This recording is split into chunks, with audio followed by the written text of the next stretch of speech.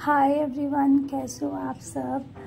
तो आज आपको मैं क्लीनअप के बारे में बताने वाली हूँ कि क्लीनअप किस टाइप की स्किन पे किया जाता है और कब नहीं करना होता है और क्लीनअप किस प्रोडक्ट से होता है और भी बहुत सारी टिप्स मैं आपको देने वाली हूँ।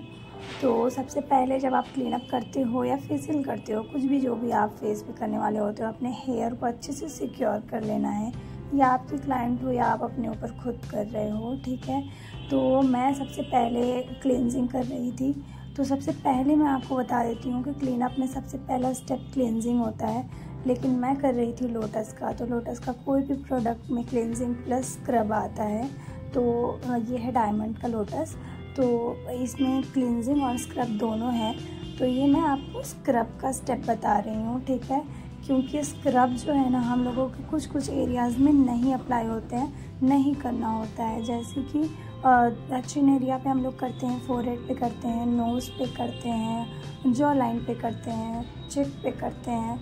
और हम लोगों को कहाँ नहीं करना होता वो है आई एरिया पे। हम लोग नहीं करते हैं, उसको बिल्कुल भी नहीं करना होता, क्योंकि हम लोग को छोटे छोटे उसमें पार्टिकल्स होते हैं, वो आँख में चला जाएगा और बहुत ज़्यादा मतलब इन्फेक्शन होने का, इरिटेशन होने का डर होता है। तो वो हम लोगों को नहीं करना होता है। और फिर नीचे जो हम लोगों का आई एरिया के नीचे जो होता है ना, जो लोअर लाइन होता है, उस पर भी नहीं करना होता, ठीक है। आप जब स्क्रब करोगे ना, तो जैसे मैं कर रही हूँ स्टेप्स, वैसे ही आप भी फॉलो करना। जैसे आप ये सारे स्टेप्स करोगे ना, जैसे नोज़ एरिया पे और फोरहेड पे, तो इन सब चीज़ों से ना आपके black head, white head, tanning और जो डेड स्किन होते हैं वो सब रिमूव हो जाता है। ये सारा मतलब स्क्रब में ही रिमूव होता है। आप मसाज वगैरह करोगे तो उसमें हाइड्रेशन और भी जैसे रिलैक्सिंग हो गया, ये सब चीज़ों का काम होता है। लेकिन जो ये अलग से प्रॉब्लम्स होती हैं ना, ब्लैक हेड का और वाइट हेड का, डेड स्किन का, इन सबों को हटाने के लिए ना हम लोग को स्क्रब ही करना होता है। स्क्रब ही ये सब चीज़ें हटाता है, ठीक है। तो अच्छे से हम लोगों को ये स्टेप करने के बाद फिर हम लोगों को कम से कम 10 मिनट हम लोगों को करना होता है स्क्रब, ठीक है।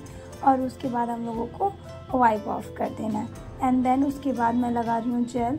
आप इसकी जगह पे आप क्रीम भी अप्लाई कर सकती हो, मसाज क्रीम, और या तो आप जेल लगाओ। जैसे उनकी स्किन मुझे बहुत ज़्यादा मतलब ड्राई नहीं लगी, कॉम्बिनेशन स्किन है, थोड़ी ऑयली और अगर आपकी ड्राई है तो मैं जेल लगा रही हूँ। बहुत ज़्यादा ड्राई है या फिर बहुत कम ऑयली है, जैसे नोज़ एरिया पे उनका ऑयली सा रहता है, बाकी पूरा फेस उनका ड्राई रहता है, तो आप जेल मत यूज़ करना, आप क्रीम ही यूज़ करना, ठीक है। क्योंकि वो रिज़ल्ट नहीं आएगा और वो जब आप मसाज करोगे तो उनको खिंचा खिंचा सा फील होगा। तो आप उनकी क्रीम यूज़ करना, ठीक है। बट अगर किसी का स्किन बहुत ज़्यादा डार्क हो या फिर मतलब इवन टोन हो, मीडियम टोन का हो कोई, तो उस पर भी आप जेल यूज़ करना, उस पर आप क्रीम मत यूज़ करना, अगर उनका ड्राई स्किन भी हो तो भी, ठीक है।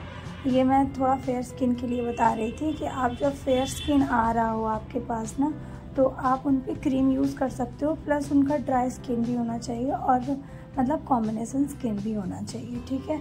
तो उन पर कर सकते हो। बट थोड़ा सा भी मतलब ऐसा स्किन आए ना, तो आप जेल यूज़ करना, ठीक। उसके बाद हम लोगों को इसको भी वाइप ऑफ कर देना है, अच्छे से वाइप ऑफ करना। और फिर उसके बाद हम लोगों को पैक लगाना है, और पैक लगाएंगे हम लोग कुछ लोग कहते हैं 15 मिनट 20 मिनट, ऐसा नहीं है, 15-20 मिनट नहीं अप्लाई करना है हम लोगों को। ये 50% ड्राई हो जाए, मतलब आधा सूखा रहे और आधा गीला रहे, तो फिर हम लोगों को इसको निकाल देना है, ठीक है।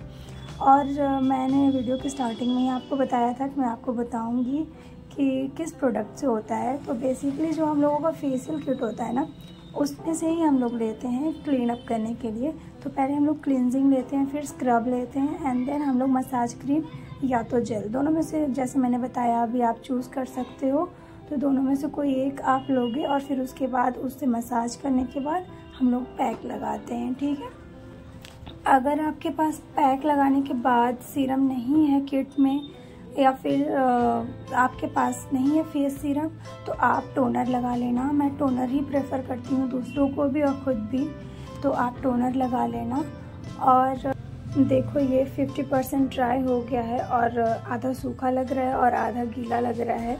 तो वैसे ही ऐसे ही रहना चाहिए पैक, और हम लोगों को रिमूव कर लेना है, ठीक है। तो जब तक मैं रिमूव कर रही हूँ आपको मैं बता देती हूँ कि क्लीन अप कराने के फ़ायदे क्या होते हैं। एक्चुअल में बहुत सारे लोग क्लीन अप कराते नहीं हैं, ये सोच के कि क्या फ़ायदा होता है। तो वो पहली बात तो ये कि वाइट हेड और ब्लैक हेड रिमूव होता है, और टैनिंग भी रिमूव होती है, डेड स्किन रिमूव होता है, और सबसे बड़ी बात कि स्किन हाइड्रेट होती है।